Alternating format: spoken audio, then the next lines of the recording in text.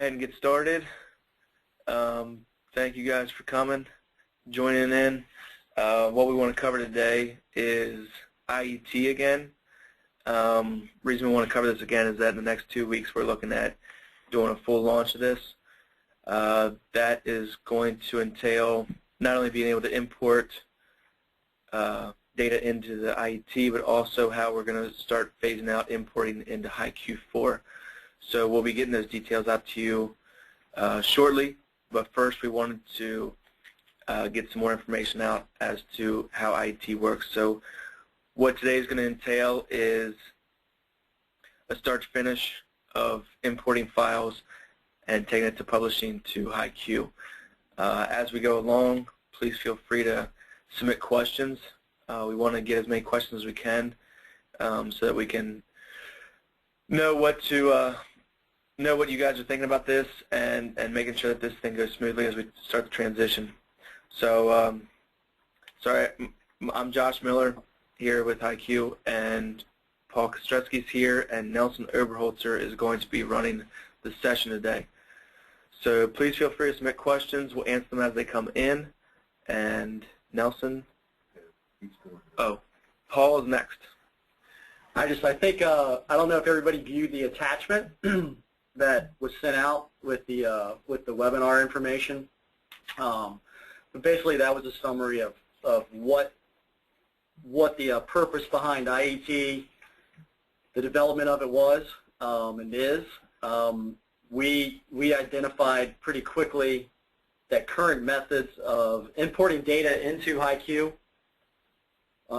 were deficient because it allowed for various forms of data corruption to get into the system, and almost every problem with any kind of report generation or DSS queries is usually the result of faulty data. So we decided that was the main thing we needed to focus on, was coming up with a tool that prevented any type of faulty data from getting into the system. So that's the purpose of IET. The whole process is a little bit different than what you're traditionally used to doing, and you'll see that today. It basically allows for data to be brought into a staging area, and you modify it, make any changes before you actually publish it into the live HighQ database to prevent any type of corrupt data from getting in there. So that's an overview of what the purpose of IET is, and Nelson's going to take it from here and show exactly how it works. Okay, currently, first of all, I want to thank everyone for attending. I know this is a crunch time, and everyone is busy, but we felt it was important to do this webinar before we actually put it into production, so that you would have access to it, and then this would allow you to learn all the functions of the IET site. Okay, we're currently looking at our demo site of HighQ 4, and I was just opening up the tree there. Hopefully, at some point in time, we'll improve this so that everyone so we can do it similar to the way it's done in SMS.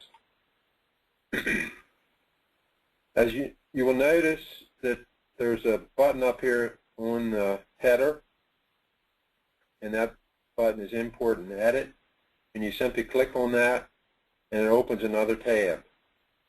It'll actually go right to that tab. So we have the regular HighQ site, and we have the IET, the Import Edit tool that allows us to bring the data into the HighQ properly. One thing that it is important for you to participate. This is very complex, and I'm sure that we're going to miss something, and so anytime you have a question, please submit that question.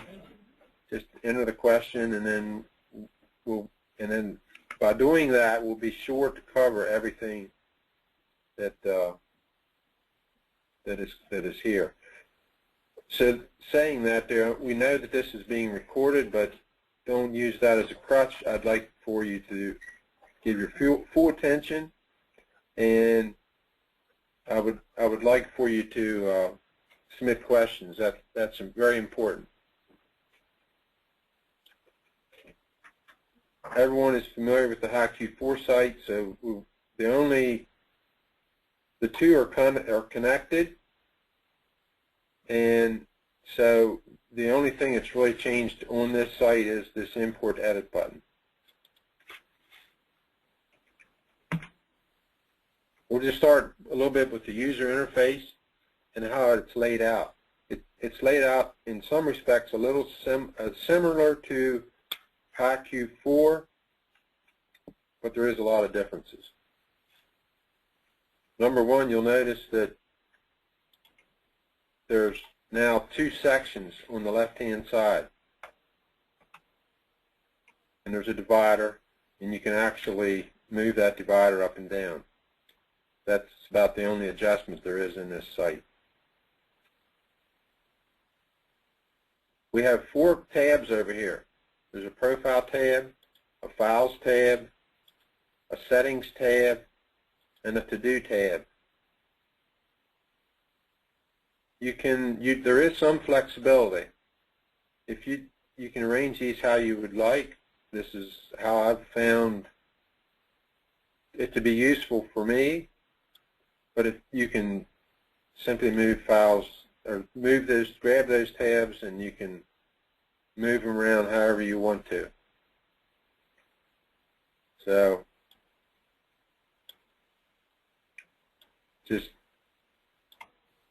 and any time that you do that, if you want it to remain that way, there's a Save button up here next to the trash can. Just hit that Save button, and that will save those settings. So the next time you log in, everything remains the same. The first tab that we'll deal with is the Settings tab. Settings tab has a default season. So anytime you're dealing with bringing data into the system, it's very important to have this default season set properly. And within this system, we're still dealing with crops and years, or season boundaries. Also here, you can, in this Settings tab, you can change the size of the font. And that affects the size of the font in all 4 of these tabs here. I mostly have it set on small just to save space.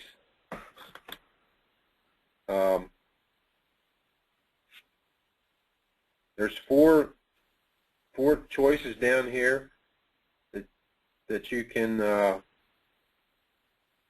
check off if you need that information. The first one would be Display Retired Profiles. If you need to look at retired profiles up in this Profiles tab, you can check that. If you need to see display the completed activities, which we'll get into later, you can check that one. If you need to display completed files, you can check that one. And in the case of where there's more than one individual working at a location, if one person uploads files and someone else wants to work on them, we can check this, and we can see what files other people have uploaded and possibly work with those.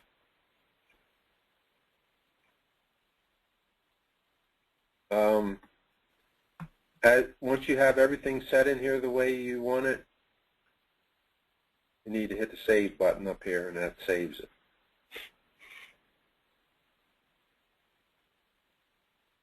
Next to that, we have a To-Do button. And basically, this is a list of things that need to be done. There's uncompleted activities section and unpublished boundaries section.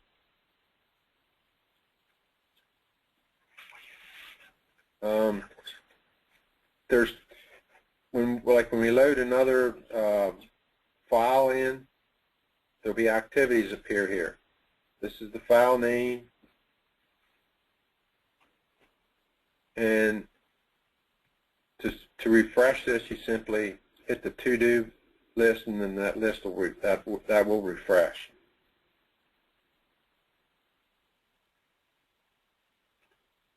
I think that covers everything on that. We'll be coming back to that to-do list. Next, we'll move up to the Profiles tab. Profiles tab is similar to this profile list over in the regular HighQ. However, there is some differences. Number one is there's no context. There's no context menu. There is, however, there's let me get some stuff up here.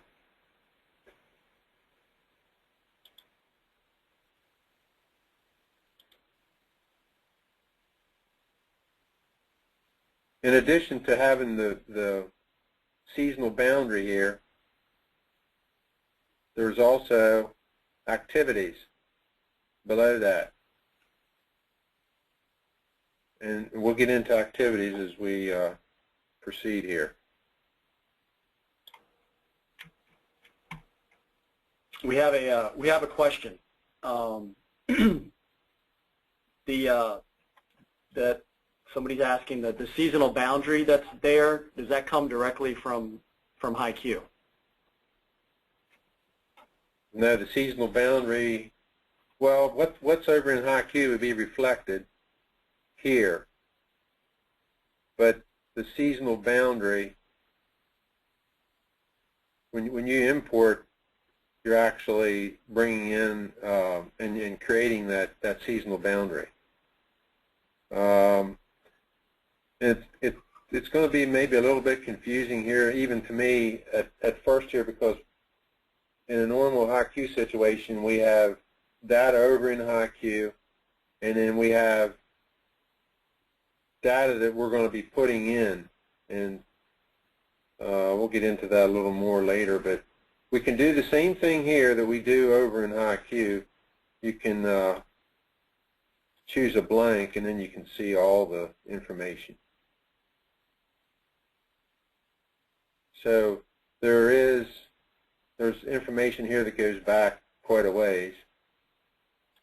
However, there's no seasons, or there's no activities under them because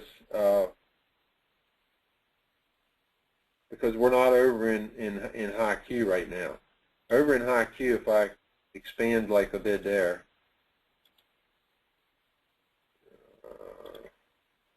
then there's a lot more data. But because it was not brought in through IET, it's not showing up there. You just see that you have a season there. And as we go into this IET system and we add that in, then we're going to see more information here.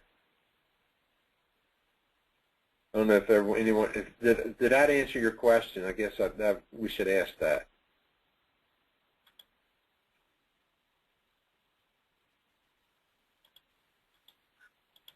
They said kind of. Kind of. Okay. I think what I'll say is I think it's going to become more apparent they answer that question as we move along and see how these files are actually read in and what activities actually mean. So keep that question handy, and in the next 20 minutes, if it's still unanswered, bring it back up. Well, I'll add that you will get more detail about the cutoff between how you're going to have to import data with IET and what you can do with data that's already in there. That question will be answered before we actually launch IET in the live environment. You'll get more specific information about how to manipulate data that's already in the system, not using IET, and how to manipulate data that is brought in with IET.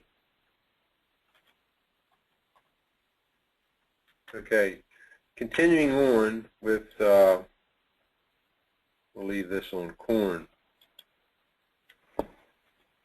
Continuing on here to the fourth tab, we have a Files tab. And this Files tab is simply the files that we've been dragging in. And then I'm going to go right now, and I'm going to bring in another file so that you will see a little bit of this process and why I brought over the CSV file that we see here, which is from a third-party display. I brought over the ENT file, which is from the loggers that we use. And the other file that comes into the system is the text file, which is a yield file. And so to get to bring the data into the system, you just simply grab the file and drag it anywhere on this IET site, and it comes into the system.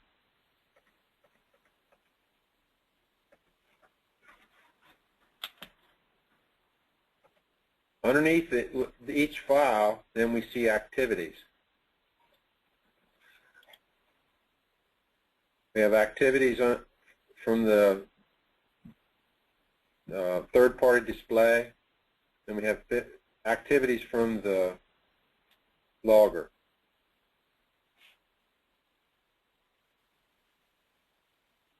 You can also bring in zip files.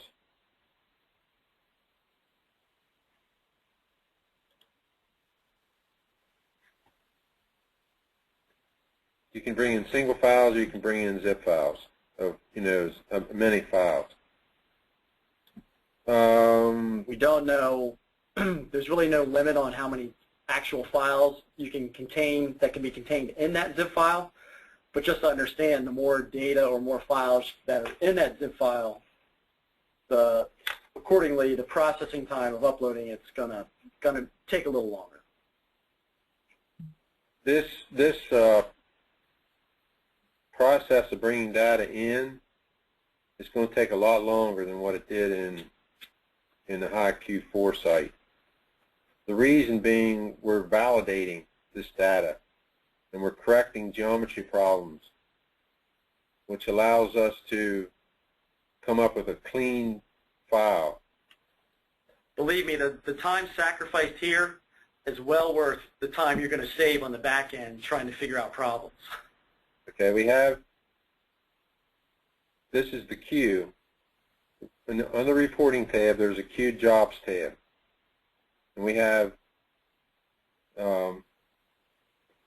information that can be gleaned here. We have the file name here. And that's the one that you just drug in. And that's the one I just drug in. It's a yield file. We also have information on what's going on as the data comes in.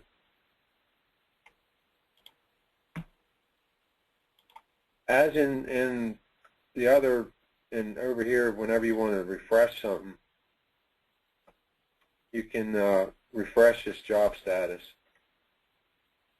and it's processing. You click the queued jobs, and it refreshes it, and it's processing. It goes through a process of pending, parsing, saving, processing. And then when it's completed, it disappears off this queued job list. So it's in the final phase, and it'll soon be in. We did get a question about how many files can be dropped into this. I just want to make sure that answered the question what we talked about. You can just keep dragging and dropping, or you can just zip them all up and drop a whole bunch in at once.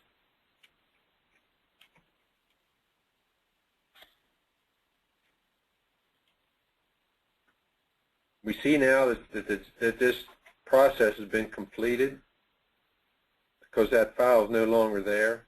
It's over here. So it's completed. And there's 3 activities underneath that file. That pretty much covers everything in this Files tab. So now let's just go on to the reported the reporting Q jobs tab, and we'll cover that while we're here. As I said, if you click on this underneath the job name, it'll just give you the file name of what you imported. And if you're using SMS Advanced and doing a batch export, we're going to have the grower's name there. We're going to probably have a field name there. If this particular file came out of the logger, so it has the location, the field, the grower name, and the crop type. I had this error in here, and I just left it in here because I wanted to show you that if you click on that error, if you come up with an error, you can look here, and it kind of explains what's going on. And as a support person, I would say that if you ever come up with an error, which is not likely, I would simply, the first thing I would do before I'd contact anybody is re-upload that file, and there's a possibility it'll go through the second time.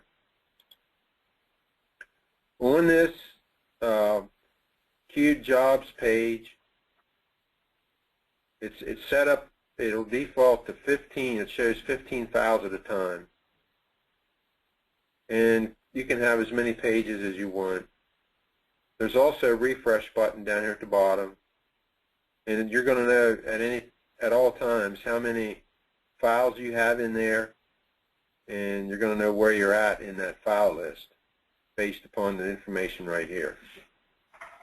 Hey Nelson, we got a question. Do we need to delete the file that has the error first before we reload it in again? No. Okay. No, you can.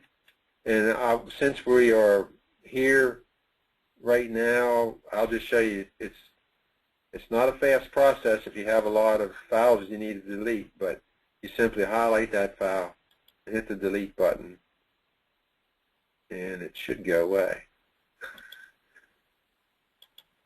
There.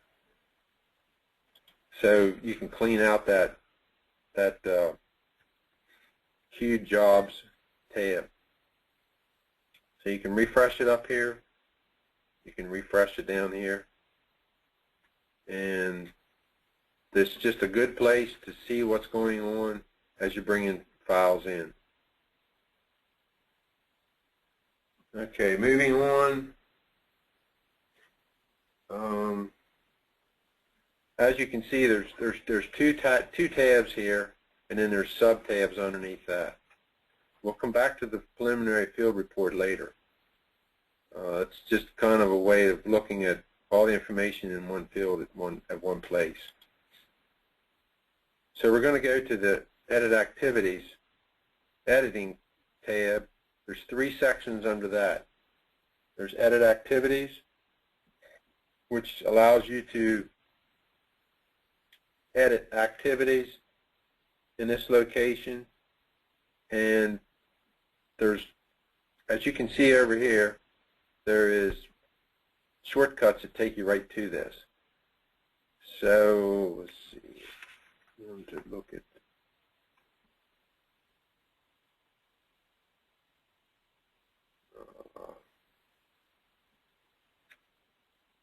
I think it was the second.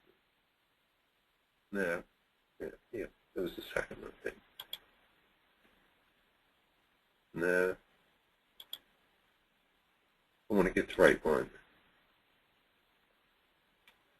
Okay, we're just going to deal with this one activity. This is out of a third party, actually come out of a Ag Leader Edge, and they were planting wheat probably 2-3 weeks ago, actually 10/24. So because it's a third party, we need to do some editing.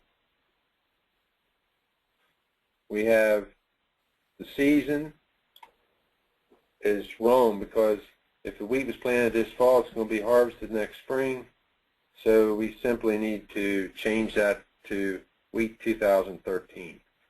If you'll notice on all these windows that show the different attributes, there are no drop downs. Everything is it's based on what you start keying into that window. So if you notice when Nelson just did that, he just typed a W, it brought up a list of everything there. That's how all of those work. It will there's no drop down, you just start typing in it and it will bring up the appropriate list of items that match what you're typing. You can toggle the map on and off. So in order to see everything here, kind of crowded for space here on this small screen, so we'll just toggle the map away right now. The width of this was 30 feet. Planter was a drill. So we have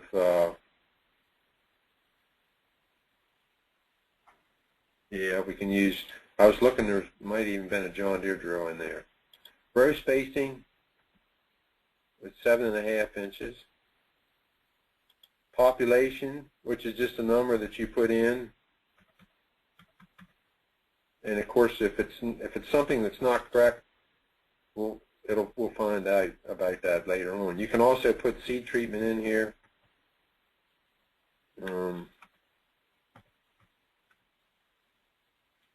We'll put in the Celeron 250. Okay. There's other things that you can add here. And also you can do track offset. If things aren't centered on that, if your data is not centered, you can work with the track offset to get it centered. Let's bring the map back down. I know it's fairly small here, but we'll kind of bring it in a little bit. We currently have one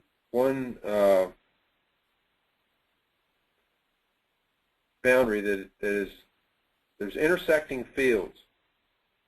Okay, so it's already saved to one of those fields, field 1. And the other intersecting field is field 2. And so I checked that, and then the data is in both fields. The field will automatically be checked. The intersecting field will automatically be checked if 10% of the data you're importing, if the data is greater than 10% of that field area. So if it's less than 10% of that field area, it will not automatically be checked. It will notify, hey, there's some data that intersected in this boundary, but it's less than 10% of that total area. So that's why that one field was not checked. But you can go ahead and check it, and it will set up this activity for that field.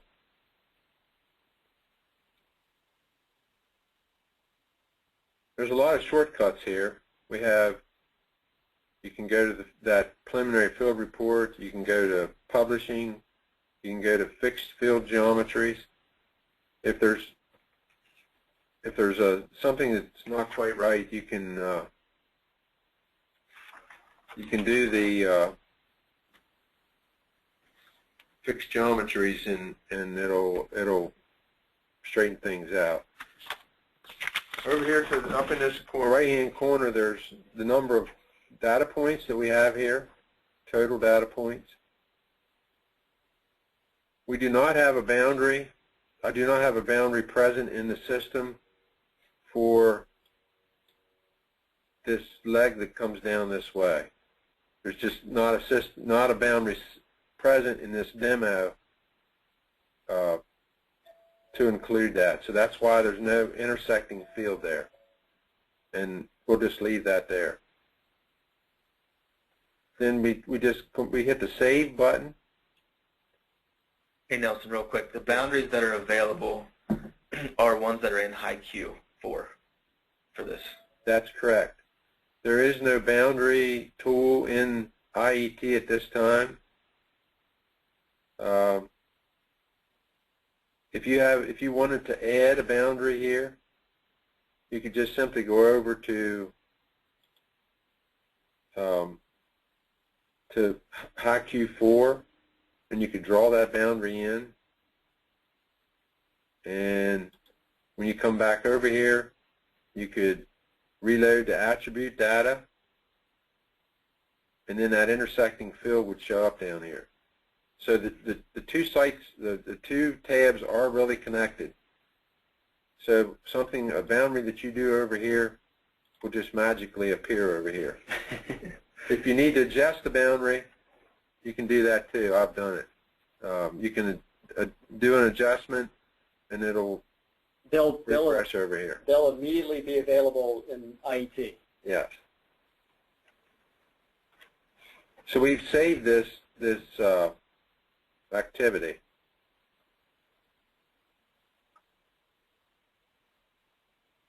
And you can go over here on this to-do list.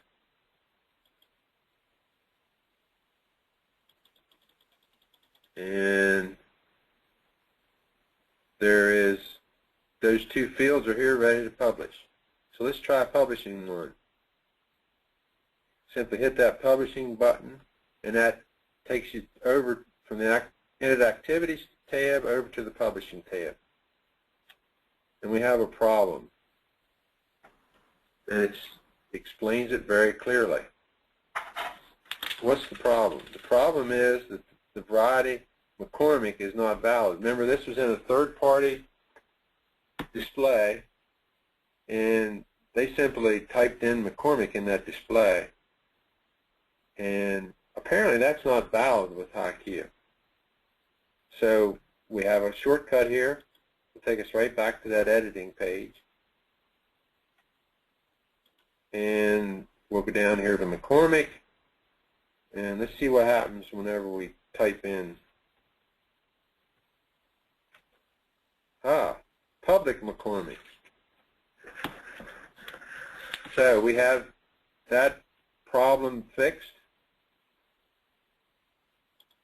We come up and hit the Save button.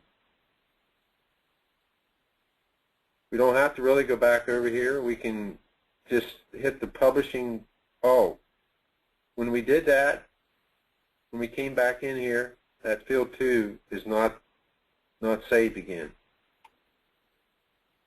So we need to save that. Then we can go ahead and we can publish that field. And there's no problem here. So we can simply go ahead and publish. This is what we're publishing right here. We can simply publish that field.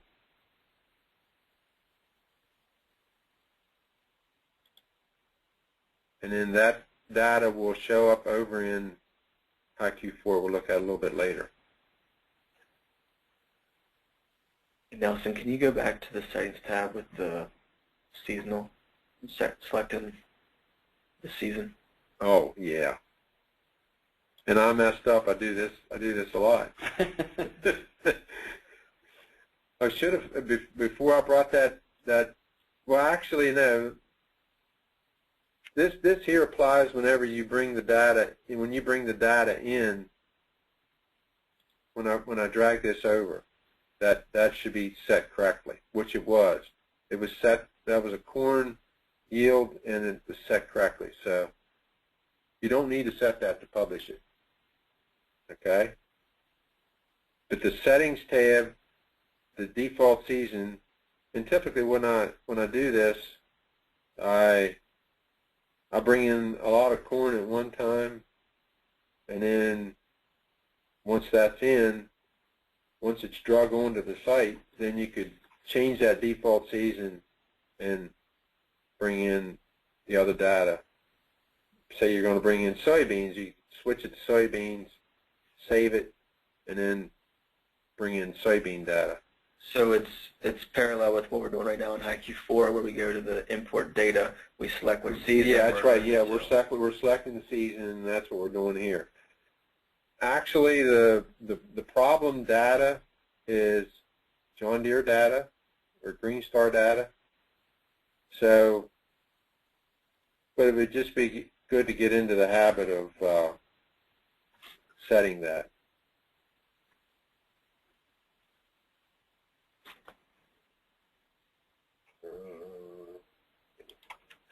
Okay, so we published this, and let's go over to Crowley. No, that was Resley. Resley 1.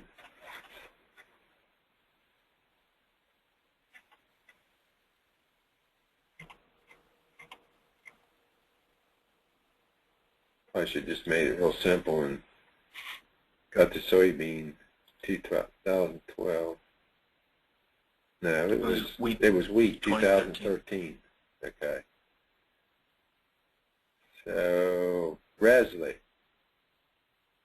and let's refresh this.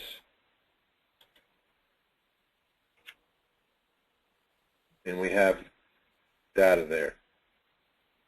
Now the data on field 1 is going to be correct. The data on field 2 might not be correct because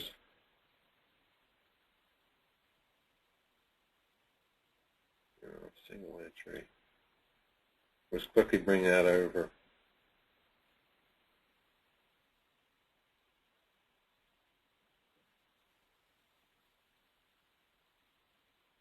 So everything is in here correct, and it came in through IET.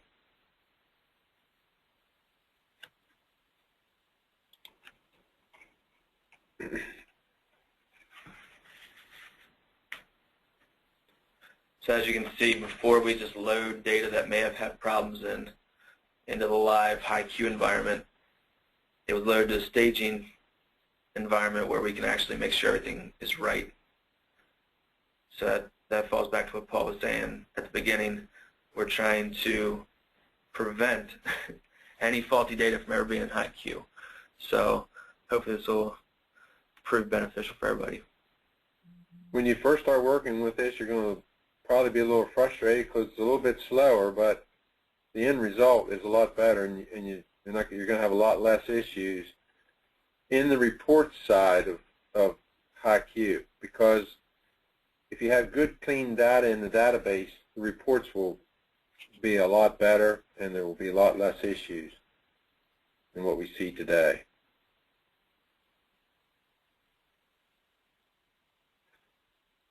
There is, I'm hoping that we covered everything in edit activities,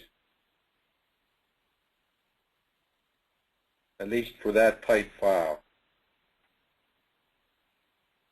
We need to go back to the to-do list, and we need to deal with a text file.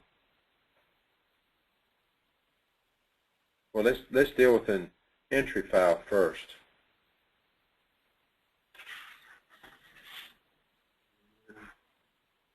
Second activity. So here we have an entry file, a logger file. And I'm sure everyone is seeing this. The guy's, he's planted and he's done. He folds the planter up and he heads down the road, and it's still logging. He left the field and went clear down several miles before he discovered that his logger was still running. So within this system, it's very easy to do this, to take care of this. was we're simply checking that field has been already selected, auto-selected, because it met the criteria. So that big long string of data on the road is not going to be involved in the data that actually goes into HighQ.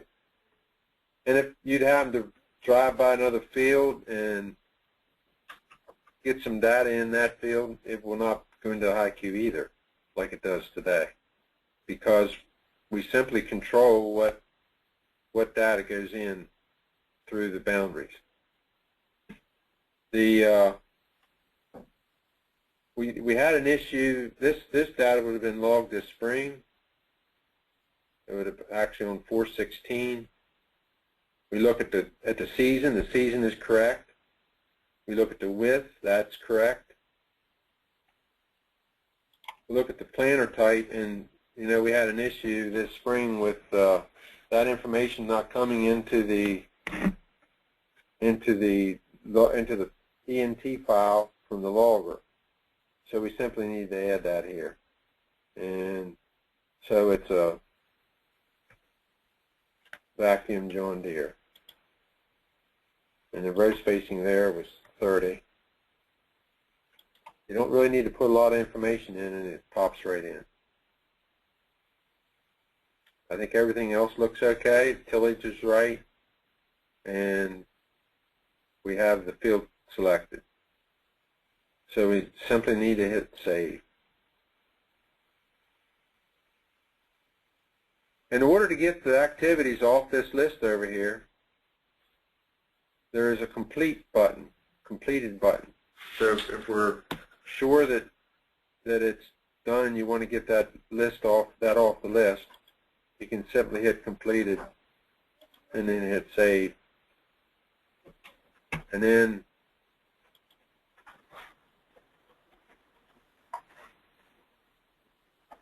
as you can see, there was 4 activities here. Now there's only 3. So that removes that from the list. Now, if you want to see that completed activity, you can come over to Settings, select that, save it, go back to your to-do list, and it's not there.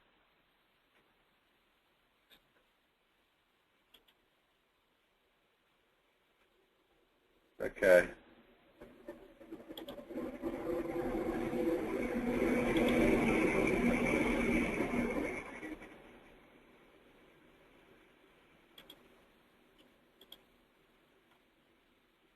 Still not there. Okay. There's something that I had never tried before, and I thought I would try it, and it didn't work. We do see that whenever we display the completed files up here, that there's a whole bunch of files that were brought in before, and then we had deleted them. Those files will pop up whenever you select that. It could be it wasn't completed yet because we didn't publish it. Let's go down here and publish this. You can either publish it from there, or you can publish it from the to-do list over here. It would be this one, I think. Yeah, it's the same. Both things bring you over to the publishing tab, and you're able to publish them.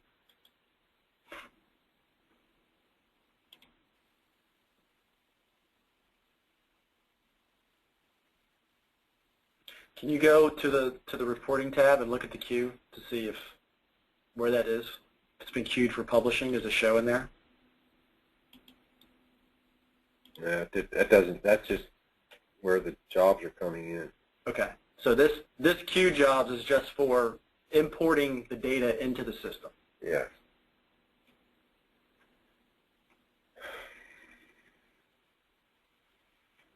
Okay. The next thing we need to deal with is the text file. You typically, you collect that entry file, and then you put that in May, June, or, well, as soon as you can get it, and you put that in there so that everyone can use that information out of HighQ. And then in the fall, you have the harvest data. So we're going to bring in the harvest data. Hey Nelson, can I hold you up for a minute? We have another question, and I just want to make sure that we got it answered correctly. When you were going over the error in the queue jobs. As Nelson showed, that you can click on that and it will give you details on why the import failed, and you should be able to determine from those details why it failed, what the problem was. But like Nelson said, 9 times out of 10, if you just re-import that file, it will come in correctly. What that error actually said was null geometry, null something in the geometry file. What will cause the problem most of the time, and why it works when you re-import it, is it's actually something going over the internet. There's something getting missing out of that file or getting corrupted along the way. And when you re-import it again, that's why it will generally work the second time. So I just want to make sure that we covered that. So sorry, Nelson, go proceed. That's what we want. We want questions. So feel free to submit questions as we go. It's a good question. We're going to deal now with text file.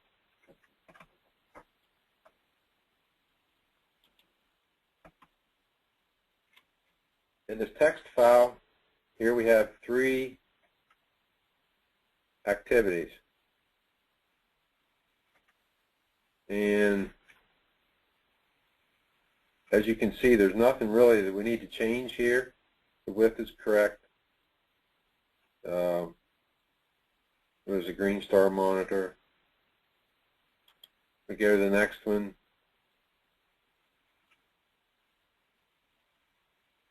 Everything is there. You see, there's nothing to save. So it's already been saved to the field. It's already been associated. We're just kind of looking at it here to see what we have. And before we publish that, there's another way to look at this, and that is to look at a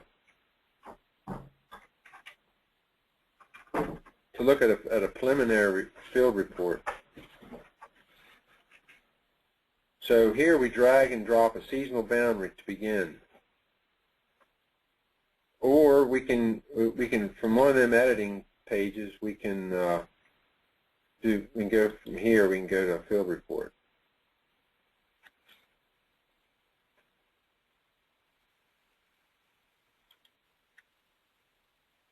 So we'll get rid of the map here so we can see a little more detail. You have the basic information up here: dealer, location, grower, farm, field, season. Then you have the activities. We have all the application layer, which is the planning layer, the chemical layer, the tillage layer. That was all. There was only one activity there. And if you have a problem here and you need to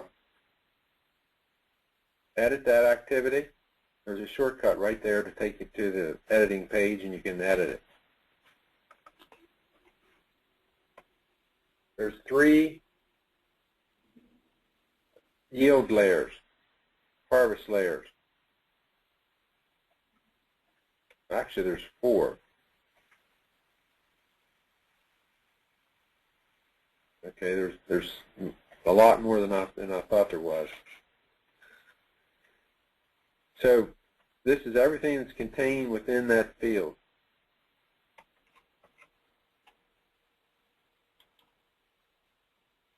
So let's say if we have a problem with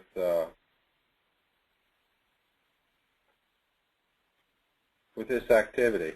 You can just simply click on it, and you can go in and change it and save it. And then you can go right back to the field report. So there's a way to go through this and actually, look at it on the field level and edit it on the activity level.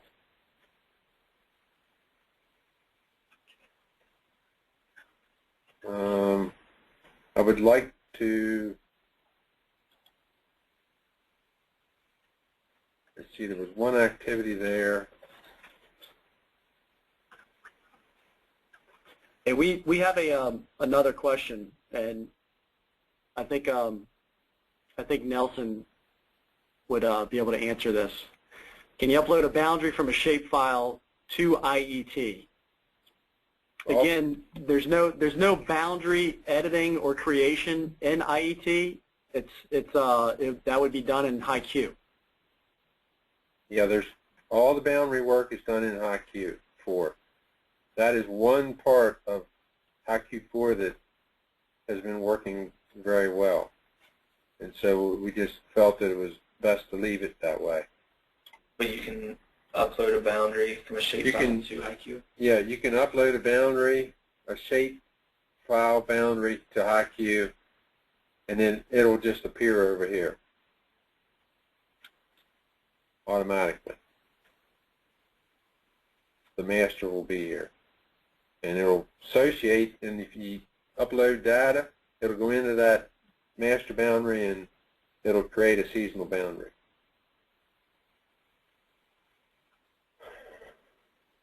Kind of tight on space here. I wanted to, if you have more than one activity, you can turn that activity off, on and off. And I guess unfortunately I can't get to that. I can't toggle that out.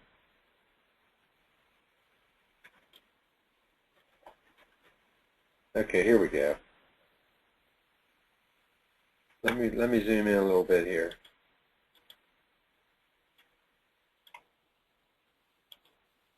We're still on the preliminary field report.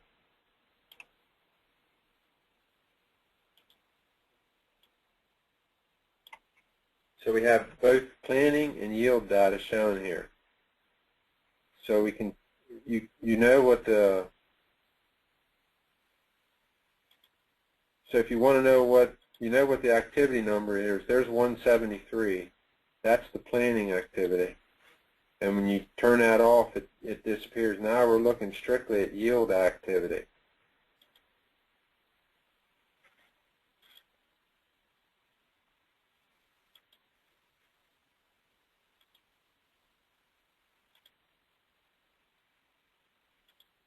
So we can turn off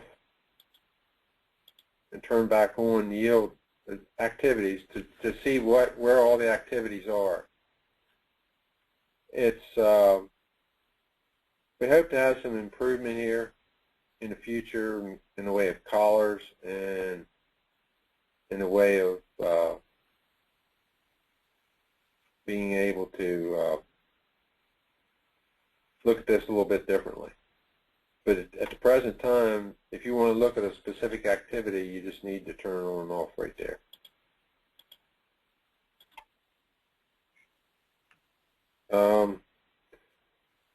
This preliminary field report can also serve as a report that you can publish.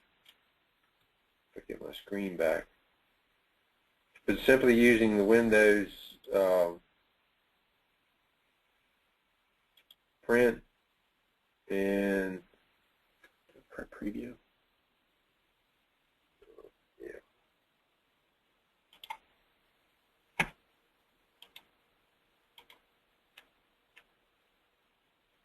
Nothing fancy here, but you're going to have the report, the planning layer, and then the harvest layers. So there is a way to get a report out and maybe get it corrected before you actually publish the data into the system. Once the data is published into HighQ4, you don't want to edit it. To edit it, you would just simply unpublish, and then you would just edit it and then publish it back again. In the case of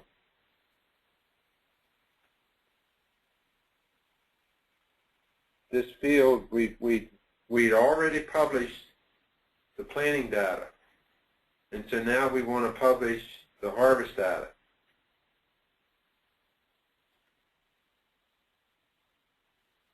So I guess maybe we'd already published the yield data too. So if you want to edit anything, you just simply unpublish it. Now it's unpublished, and if we go to the preliminary field report, you can bring that data over and you can edit. We can change this to 35 feet or something. Save it.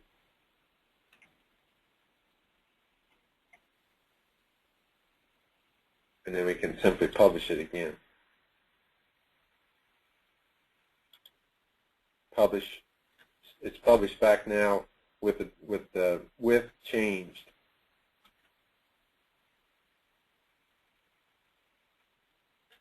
I hope everybody understands that process. You're not going to want to change the data over here. It needs to be changed in IET. And it's just a simple matter of pulling that over into the preliminary. Well, now it's published. So let's say if I'm on another field, and I want to work on field 1, I can bring it over here, unpublish it, and then I can work on it. We'll explain that more before we go live with the system, exactly what the particular details are about, like I said earlier, about how you edit what's currently in a system and how you're going to edit what you do with IET.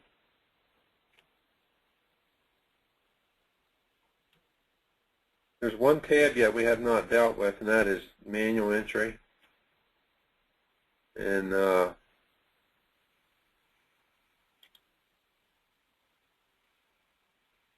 we'll take this one. You simply drag a field over. You have a drawing tool down here, and it's very similar to the way we had manual entry, but it's actually a little bit easier. There's been some features added. Once you've been around the outside of that boundary, or you maybe just want to do a portion of that boundary, you can simply hit crop to boundary, and it will crop that manual entry right to the boundary. If you don't like what you've done, you can hit reset. Takes away everything.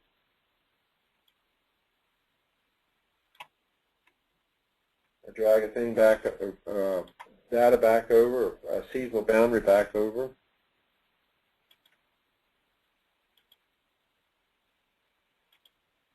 Maybe we'll just put it right where the data is this time.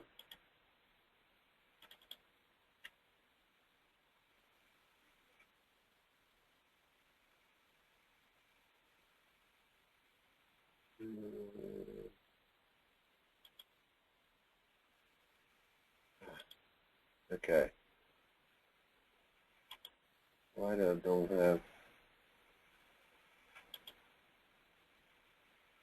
Apparently, you have to hit that crop the boundary button in order to continue on. I haven't played around with this a lot. Okay, now you have a field where you can enter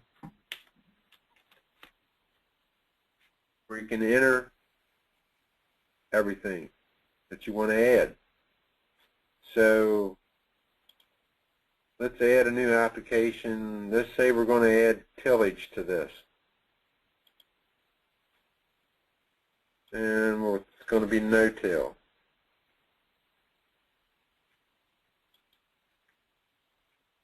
So we've added that application. You could possibly add another application, maybe another planning layer.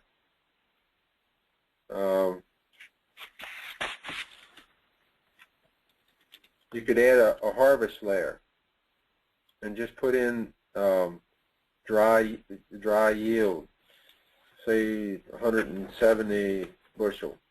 Whoops.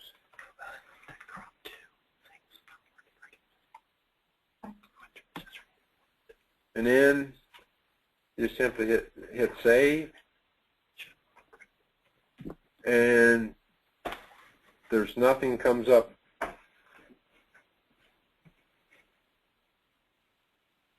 red in there, so this would be, you'd be able to publish this.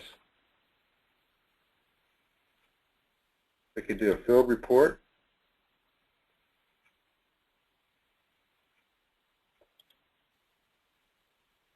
Which has the basic details, a planning layer, a no-till layer, another planning layer. There's some harvest layers. There's a harvest layer, and then I just put this manual in. This is the manual entry down here. We just added.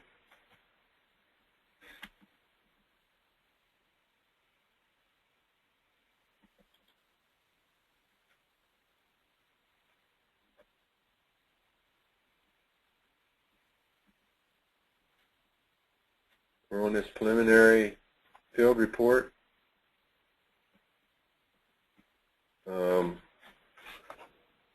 We see there's activities over here we can turn on and off.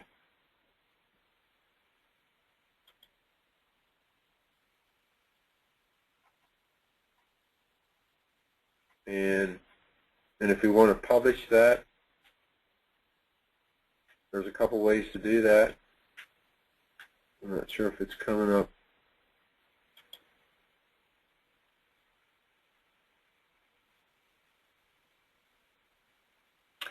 Yeah. This is uncharted territory. The seasonal boundary is not active. Okay. Yeah, there's a bad boundary in this demo that I've been working with and haven't been able to resolve it yet. We have another question. Can you add more than one manual entry to a field? Yeah, I guess we need to kind of define what we're referring to as activities. So you can add as many activities to a field as you want. You just keep adding that. On this screen that we're looking at now, we have two activities there, harvest and tillage. And if you want to click that drop down and add another activity, you can do that. So you can add as many as you want. And you can also, like if you're going to put manual entry on half the field, you could do that. And you could go back again and start the manual entry process and add data to the other half of the field also. So yes, you could add two different areas, or you can add multiple applications within the same area. We have a question about what about two dates? What if the manual applications are on two dates? You just have to start the manual process again. Yeah, I didn't pay attention there. When I added this manual entry, I put it in. It was just it defaulted to today's date, just like it does in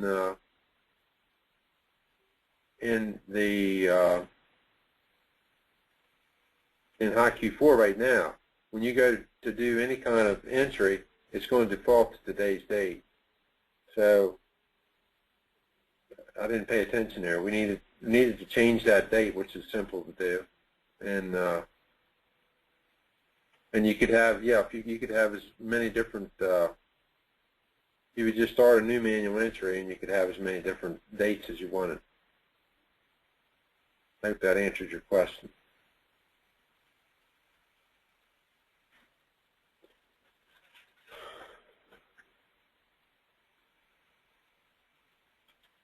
Okay, we've covered both of these tabs. We've covered edit activities to create manual entry and publishing. I'm not sure if there's any other questions. We probably ought to get them submitted now. One thing I did want to cover, we have a trash can, and if you want to get rid of data, you just simply drag it up to the trash can and dump it. One important thing to understand here is the way this whole process works. In HighQ4 and the way you currently import data, you're importing raw data directly into the HighQ database, and when you make edits to that raw data, you're actually editing and destroying actual data in the system. The big difference here is with IET is the raw data is never affected by what you do. You make changes to an activity and then you publish that particular piece of the data. The actual raw data is not affected. It's always here for you to work with. And what you see in this Files tab is every file that you've ever uploaded can be shown there. And under the settings, which Nelson is showing now, that's every file that he's worked with, unless you specifically grab that file and drag it to the trash can. Otherwise, your raw data that you uploaded will always be available to work with. One of the things I wanted to show everyone,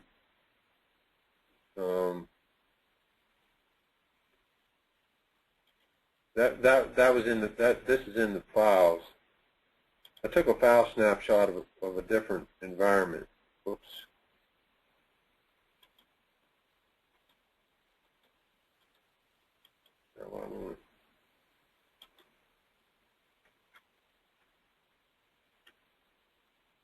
This is a staging environment, and I wanted to show you that the file structure is not like it is in current HighQ4. If you go in to Data and File Manager, it's not very user-friendly. This file structure is by year, month, day, and in time. So if you upload data, it's going to be, if you know when you upload it, it's going to be fairly easy to find it. So, and it goes right down to the activity level. So it's really easy to find data based upon when you uploaded it. I wanted to share that with you. The other picture, which you all saw, is real estate's everything in this business, and the more real estate you have, the better. But not everybody has that capability, and certainly not when you're on the road.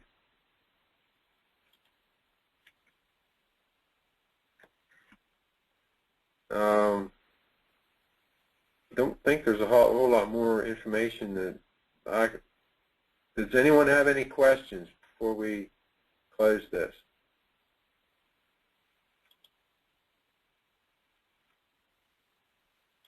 This default season is just a simple matter of typing in like one letter or one, and it pretty much always comes in. You know, there's all the choices are there, and the same way up here. Well, actually, this is a drop down up here. It's exactly like it is in our current system. Although here I'm seeing everything. I'm not sure why. I thought that would change that. Yeah, okay. It just hadn't been activated. Now we only see the current year, previous year, and the future year. And once we jump over the first of the year, then 2011 will go away, and we'll have 2012, 2013, and 2014.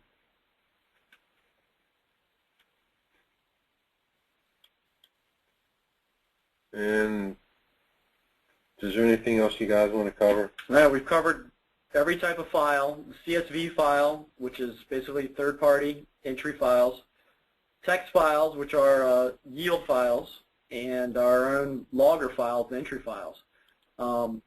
We've imported an example of each one of those and then showed in HighQ how they're available in HighQ. Now, they won't be available for DSS queries just like they aren't now until they've been indexed.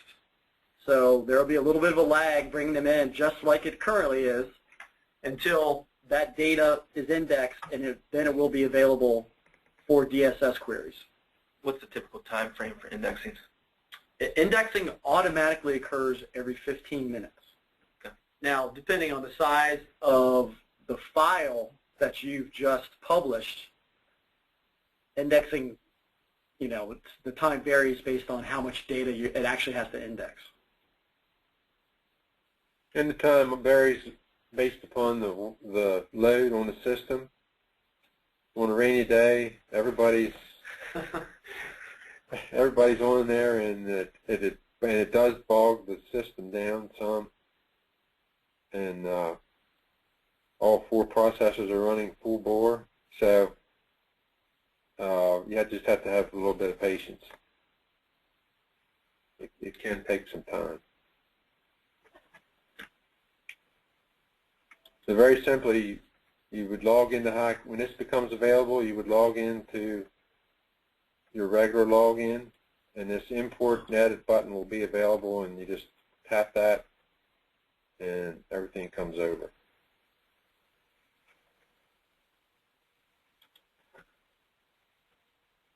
Nelson, we have a question here. Okay. Scroll up there, Paul. I'll read it. Oh, there we go. Okay.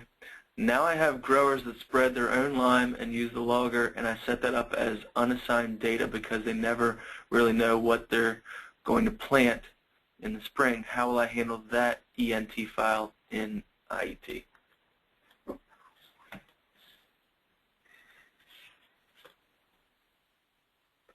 We encourage questions. We didn't guarantee we'd have answers for everything.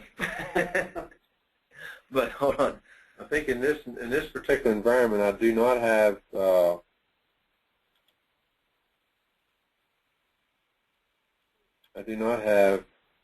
that set, unassigned set as a crop.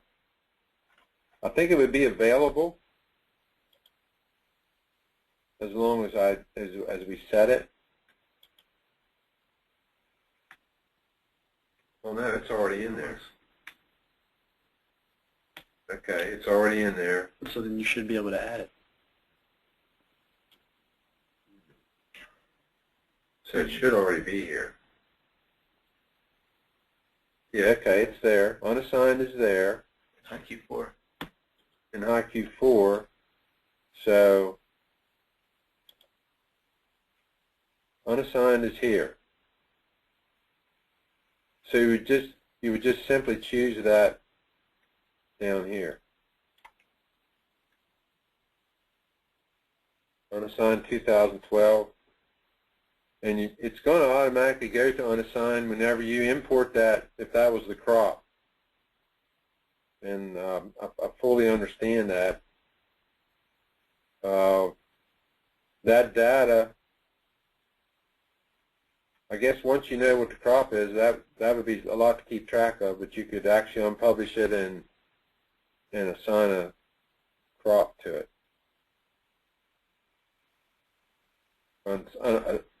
You could assign a crop or a boundary, seasonal boundary to it. I'm just trying to think if they log manure and then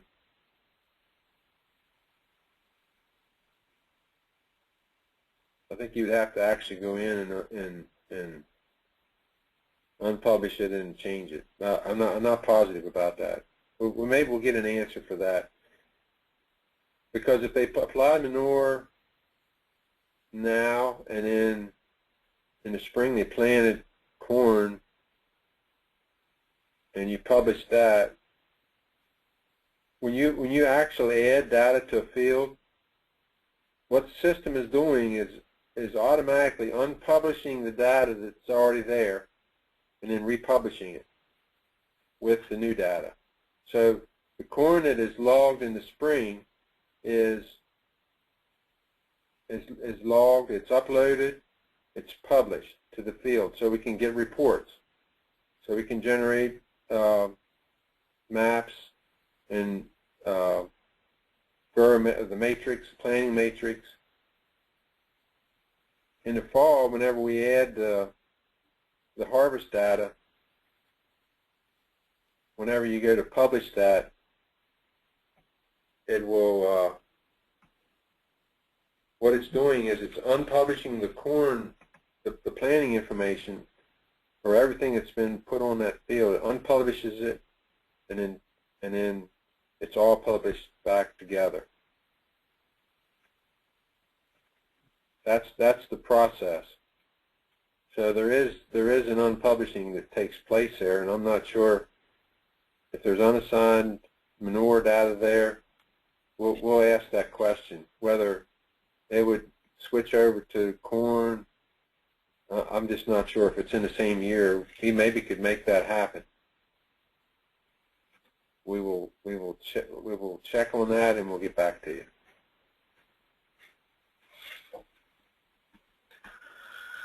Any other questions before we close here?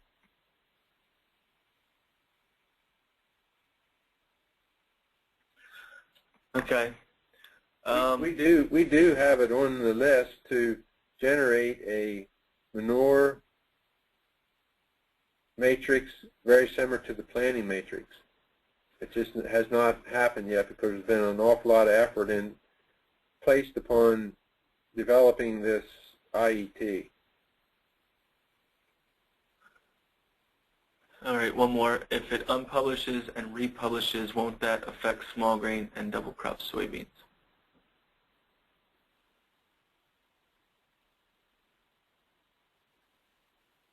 I don't think so.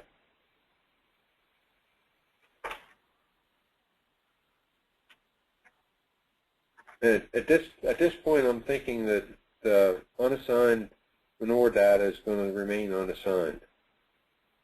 I guess whenever we are adding to the corn seasonal boundary, and so the corn planting data was in a corn seasonal boundary, and the yield data would be in a corn seasonal boundary. So that would be what would be unpublished and published back together. So that unassigned boundary would not be unpublished, and same would be the same for the small grain and double crop beans. They're in separate seasonal boundaries. So maybe we've come up with an answer for what you asked.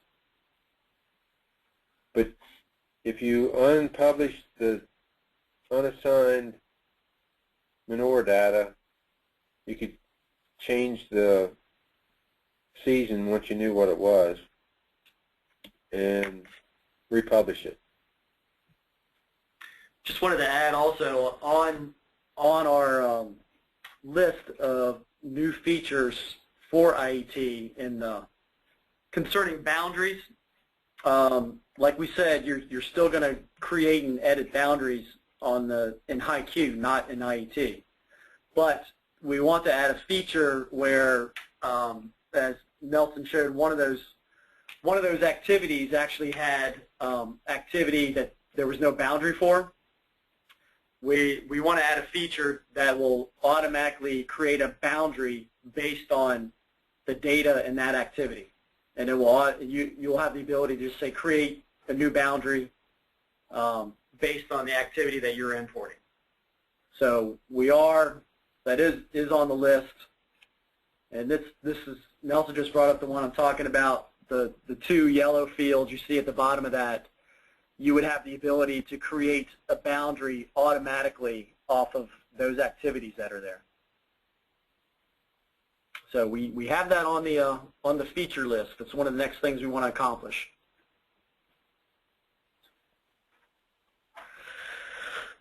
Okay. I think we have all questions answered at this point. Hopefully it's clear as mud how to work with this.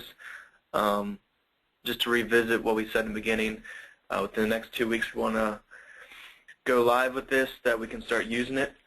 And before that happens, we will be talking with each of you and giving direction as to what that's going to entail with what information gets uploaded, imported in IET, what editing takes place in IET versus what editing takes place in HighQ 4, and how HighQ 4 will be phased out in the timeline of that, of import editing.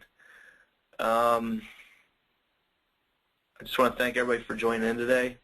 Hopefully it was informational, and hopefully we can have a pretty clean launch of this, and we can all get through this learning curve together. But the end goal of this is going to be vastly improved when we have clean data to work with. It's a much different process, so it's something I would say it may seem overwhelming right now, but I think once you work with it, you'll see that in the long run it's much easier to use. You very rarely have trouble with files coming in. I think Nelson's worked with a lot of files that people can't import through HighQ, and then he'll bring them in here just to see what happens, and it comes right into the system and it's cleaned up and corrected. So it's just, I think for the time being, it's something that is different, and it's just something that you'll have to get used to working with. It's not any more difficult. It's just a different process. Okay, one other comment I wanted to make. In the past, we've had to clean up the CSV files. With this system, you will not have to clean up the CSV files. We had to get rid of all the zero distances. With this system, you can just leave it however it is. I would recommend that you don't have to, but I would recommend that you use a template that kind of eliminates a lot of those columns within the CSV that we really don't need, things like wind speed, ambient air temperature, and many other miscellaneous information that comes in out of that CSV file that really does not contain any useful information for HighQ. So there is an import template I think a lot of you have, which we can provide, that we've been using to clean up that CSV. And if you use that template, you'll generally cut the size of that file in half. This file here was a 2 meg file, and I actually imported it as a 4 meg file, without any template at all. And it came into the system just fine, but you're just dealing with twice the data. So it's just a heads up there. But we do not have to do any filtering, any cleanup of that CSV. It'll come right in. That's not a problem any longer. It's a beautiful thing. Yeah. Anything else, guys? Not until next month. All right. Well, stay tuned for within the next 2 weeks for the contact from us about the launch of this going live. And thank you for your attendance, and we will be in touch soon. Thanks so much. Have a good day. Thanks, everybody.